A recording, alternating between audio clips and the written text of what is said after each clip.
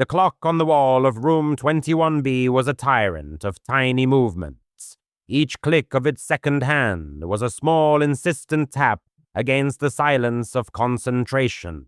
Outside, a gentle autumn rain whispered against the large classroom windows, painting the world in soft, gray strokes.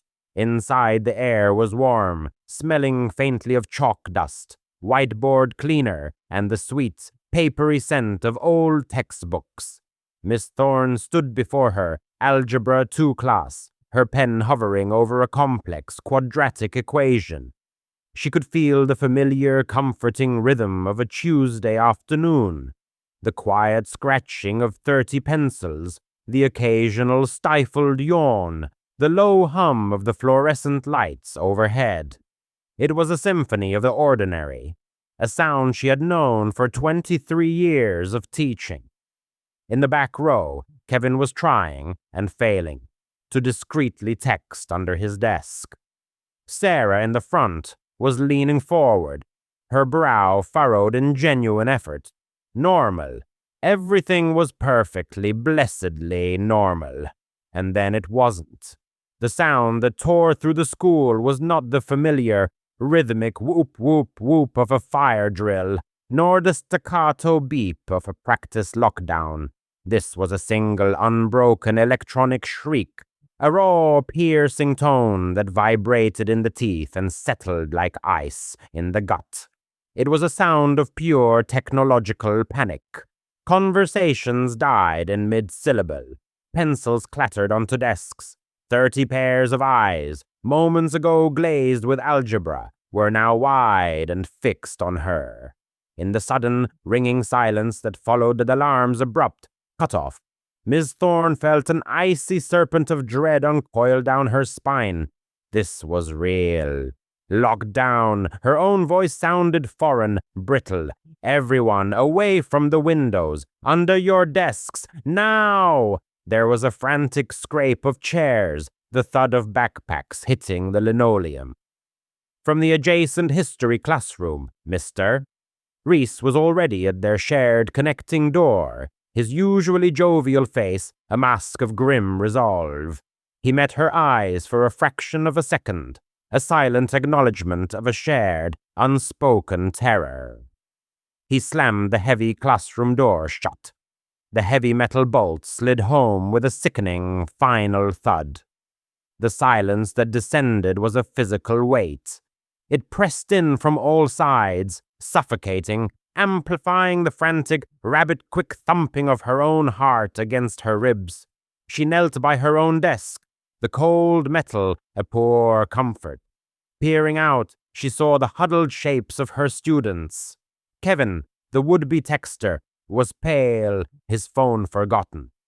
Sarah was curled into a tight ball, her hands over her ears as if to block out a sound that was no longer there. What was happening? A shooter? A threat from outside? The protocols were clear, but the reality of it, the sheer, crushing weight of the unknown, was something no drill could ever prepare you for. That's when the first sound broke the oppressive quiet, a faint, dry scratching. It was distant at first, seemingly from far down the long, empty hallway. Miss Thorne held her breath, straining to hear. It was a rhythmic, deliberate sound, like fingernails, impossibly long, dragging across the polished concrete floor. Mr. Reese, who had been leaning with his back against the classroom door, stiffened like a startled animal. Every muscle in his body went rigid. Slowly, with a caution that sent a fresh wave of fear through Miss Thorne, he bent down, pressing his ear against the cold, painted metal of the door. The scratching grew louder, closer. It was accompanied now by a low, guttural scrape, as if something heavy and rough was being dragged alongside it. Then a shadow fell across the frosted glass panel of the door's small window. It wasn't the shape of a person. It was too tall, stretching nearly to the top of the doorframe. And it was wrong. The angles were sharp, unnatural, a fleeting, monstrous silhouette that flickered and was gone, leaving only the image burned into Miss Thorne's mind. She gasped, her hand flying to her mouth to stifle the sound. Her eyes locked with Mr. Reese's. He had seen it too. A frantic buzz vibrated from her pocket. Her phone. Pulling it out with trembling hands, the screen's sudden light was a shock in the growing gloom of the classroom. A text message. Miss Maeve. Science lab, room 224, just down the hall. Her fingers fumbled as she opened it. The message read, "Can you hear it? It's in the hall. It doesn't have eyes, but it sees us. Oh God, it's trying to get in. It's making a sound, like wet cloth tearing." The message ended there. 3 pulsing dots indicated she had been typing more when she stopped. Miss Thorne's blood ran cold. It doesn't have eyes, but it sees us.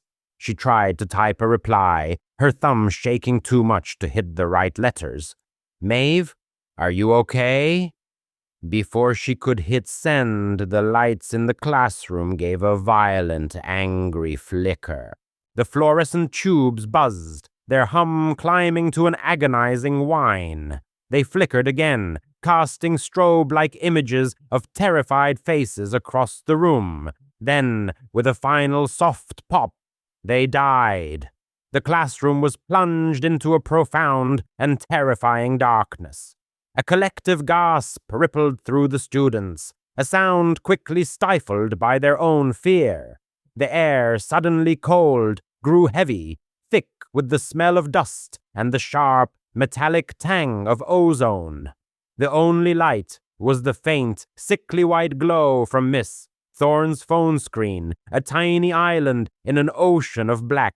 And from the darkness, from somewhere far down the hall, in the direction of the science labs, a scream tore through the silence. It wasn't a scream of surprise or simple fear. It was high-pitched, guttural, a sound of absolute, final agony. It was a sound that signified the tearing apart of something that should never be torn. The scream was cut short, choked off, and followed by a sickening, wet thump, a sound like a heavy sack of wet cement being dropped from a great height. And then, silence again. The scream's echo seemed to stain the air. In the dim light of the phone, Mr. Reese's face was a deathly gray. They didn't need to speak. They both knew what they had just heard. It was the sound of Miss Maeve's message ending. The scratching returned, no longer distant. It was right outside their door. A rhythmic, insistent scrape, scrape, scrape, accompanied by a low, rasping growl that seemed to vibrate up from the floorboards through the soles of their shoes and into their bones. It was a low chest cavity rumble, resonant and full of a wet, predatory hunger. Then came the blow, a concussive bam that felt like the impact of a speeding car. The entire doorframe shuddered violently. A few students cried out, their fear finally breaking through their paralysis. "Shh! Quiet! Everyone stay absolutely quiet!" Mr. Reese hissed, his voice a strained whisper, his body pressed against the door as if his weight alone could hold back the apocalypse. B.A.M. Another impact, harder this time. A deep, splintering groan echoed from the wood. Tiny flakes of paint and dust rained down from the vibrating frame. The growling intensified, rising in pitch, a sound of furious, single-minded effort. Crack, a sharp, sickening sound. A small section of the heavy wooden door panel, right next to the lock, splintered inwards. Through the jagged, fist-sized opening, a sliver of the dark hallway was visible. Something blotted it out. Something dark and sinewy, like a tightly coiled bundle of wet, black leather. It pulsed once, then retracted. With it came a smell, a foul miasma of ozone, damp rot, and something metallic, like old blood. The students were barely breathing. Miss Thorne could hear a girl in the second row weeping, a desperate, silent shaking. Mr. Reese had his hand over the splintered hole, his knuckles white, his eyes screwed shut. And then it stopped. The pushing ceased. The growling faded. The scratching was gone. A heavy, dragging sound receded down the hall, followed by a profound and unnerving silence. For a full minute, no one moved. No one breathed. The only sound was the frantic, ragged panting of Mr. Reese and Miss Thorne. Was it gone? Had it given up? They knew with a certainty that chilled them to the very marrow of their bones that the silence was far, far worse than the noise. The noise was a mindless attack. The silence felt like thought. It felt like strategy. Mr. Reese slowly, cautiously took his hand away from the hole and peered through. I don't see anything, he whispered, his voice trembling. I think it's gone. A small collective sigh of relief passed through the students. A fragile, flickering hope began to dawn in the suffocating darkness. Tap. The sound was soft. It came from the other side of the room. Tap, tap. It was coming from the windows. Every head swiveled in unison. The windows, which lined the far wall, looked out onto the rain-slicked school grounds. They were made of reinforced wire mesh glass, supposedly shatterproof. A shadow passed over the first window, the same impossibly tall, angular silhouette from the hallway door, moving slowly this time. It blocked the faint, gray light from outside, plunging that corner of the room into absolute black. It moved to the next window and the next, a slow, deliberate inspection. Tap, tap, tap. The sound was methodical, precise. It was the sound of a single hard point tapping against the glass. It wasn't a frantic attack. It was a test. It was curious. It was intelligent. A fine white line, like a spider's thread, appeared on the center pane of glass. A crack. It spread slowly, branching out from the point of impact. The tapping stopped. A low, scraping sound took its place, the sound of something unimaginably hard dragging itself across the wire-reinforced glass, searching for a weakness. The fragile hope that had bloomed just moments before was ripped out by the roots. It had not left. It had simply changed its point of attack. It was circling them, a predator herding its prey. "The supply closet," Mr. Reese breathed, his voice barely audible. He crawled from the door over to Miss Thorne's desk.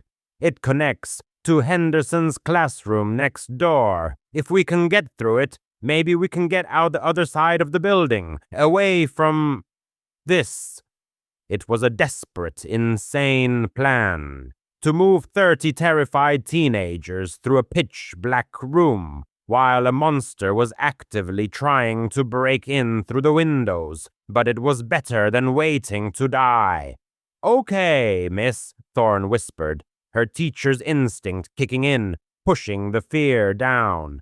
"Okay, we go in pairs. I'll lead. You bring up the rear. Absolutely no sound, not a breath. Understand?"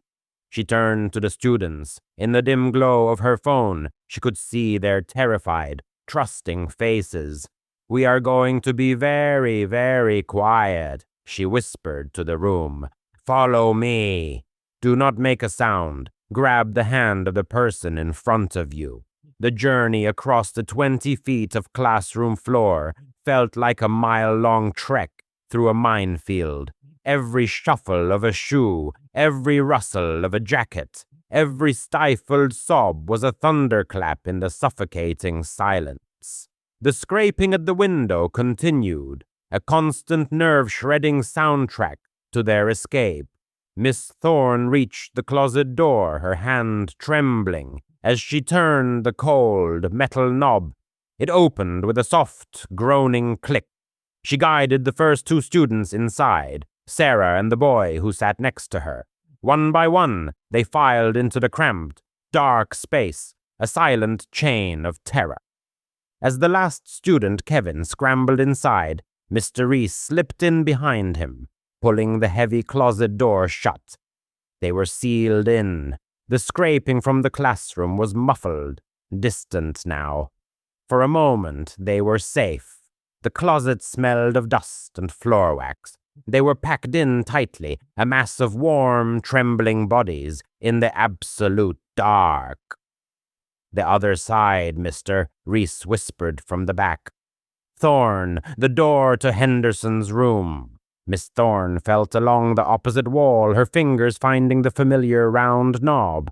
This was it. Freedom. She took a deep, steadying breath, listening. There was no sound from the other classroom, no scraping, no growling, just silence. She turned the knob. It clicked open. She pushed the door, and it swung inward into the inky blackness of the adjoining room. A wave of relief, so powerful it almost made her knees buckle, washed over her. They had made it. She took one step into the classroom. The air was wrong. It was heavy and cold, and it carried that same smell from the hallway, that smell of rot and ozone. From the center of the room, a sound began, a low, wet, clicking noise, and a shape began to resolve itself from the deeper shadows. It was not a single solid thing, but a congress of sharp angles and fluid darkness, a geometry that defied reason. It unfolded itself, rising silently, impossibly tall, its form seeming to drink the very darkness around it. It had no eyes, but Miss Thorne felt its gaze upon her, a cold, crushing weight of ancient, alien intelligence. It had not been trying to get in through the windows. It had been herding them. It had driven them from the main room into the closet and out this door. It had known about the connecting door all along. The last thing Miss Thorne saw in the final second, before the darkness took her, was the horrifying realization that rippled through Mr. Reese's face behind her. They hadn't escaped a trap. They had fled right into the center of it. The silence from the hallway hadn't been the creature leaving. It was the sound of the trap closing,